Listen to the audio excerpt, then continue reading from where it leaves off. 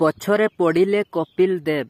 ଏବେ କେବଳ 2 ଜଣ ଭାରତୀୟ ବୋଲର ମହମ୍ମଦ ସିରାଜଙ୍କ ଠାରୁ ଆଗରେ। ମହମ୍ମଦ ସିରାଜ ଇଂଲଣ୍ଡ ବିପକ୍ଷରେ ଚାଲିଥିବା ଟେଷ୍ଟ ସିରିଜରେ ଚମତ୍କାର ପ୍ରଦର୍ଶନ କରିଛନ୍ତି ଏବଂ ତାଙ୍କର ଘାତକ ବୋଲିଂ ଯୋଗୁଁ ଇଂଲିଶ ବ୍ୟାଟରମାନଙ୍କୁ ଅସୁବିଧାର ସମ୍ମୁଖୀନ ହେବାକୁ ପଡ଼ିଛି। ତାଙ୍କର ଉତ୍ସାହ, ଆଗ୍ରହ ଏବଂ ଉତ୍କଣ୍ଠା ସହିତ ସେ ଭାରତୀୟ ଦଳକୁ ସିରିଜ ବରାବର କରିବାରେ ଗୁରୁତ୍ୱପୂର୍ଣ୍ଣ ଭୂମିକା ଗ୍ରହଣ କରିଥିଲେ। ସେ ପଞ୍ଚମ ଟେଷ୍ଟ ମ୍ୟାଚରେ ଉତ୍କୃଷ୍ଟ ବୋଲିଂ ପ୍ରଦର୍ଶନ କରିଥିଲେ। ପ୍ରଥମ ଟେଷ୍ଟର ପ୍ରଥମ ଇନିଂସରେ ମହମ୍ମଦ ସିରାଜ 4ଟି ୱିକେଟ ଏବଂ ଦ୍ୱିତୀୟ ଇନିଂସରେ 5ଟି ୱିକେଟ ନେଇଥିଲେ। ମ୍ୟାଚରେ ମୋଟ 9ଟି ୱିକେଟ ନେଇ ସେ ପ୍ଲେୟାର ଅଫ ଦ ମ୍ୟାଚ ହୋଇଥିଲେ। ସିରାଜ ଏବେ ଇଂଲଣ୍ଡରେ 46ଟି ଟେଷ୍ଟ ୱିକେଟ ନେଇଛନ୍ତି। ଏହା ସହିତ ସେ ଇଂଲଣ୍ଡରେ ସର୍ବାଧିକ ୱିକେଟ ନେବା କ୍ଷେତ୍ରରେ କପିଲ ଦେବଙ୍କୁ ପଛରେ ପକାଇ ଦେଇଛନ୍ତି। ଇଂଲଣ୍ଡରେ କପିଲଙ୍କ ନାଁରେ 42ଟି ଟେଷ୍ଟ ୱିକେଟ ରହିଛି।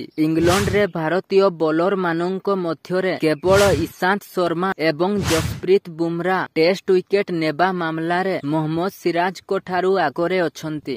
ବୁମରା ଏବଂ ଇଶାନ୍ତ ଉଭୟ ଇଂଲଣ୍ଡରେ ଟେଷ୍ଟରେ 51ଟି ଲେଖାଏଁ ୱିକେଟ ନେଇଛନ୍ତି।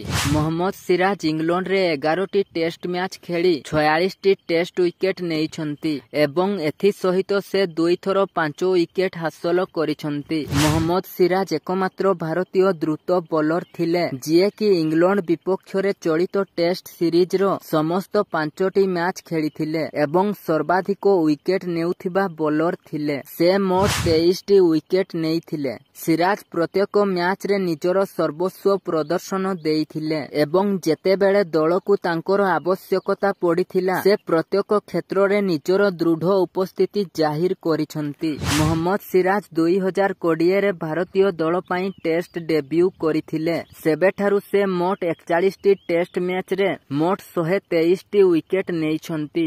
ଏହା ବ୍ୟତୀତ ତାଙ୍କର ଦିନିକିଆ କ୍ରିକେଟରେ 71ଟି ୱିକେଟ ଏବଂ ଟି-20 ଅନ୍ତର୍ଜାତୀୟ କ୍ରିକେଟରେ 14ଟି ୱିକେଟ ଅଛି।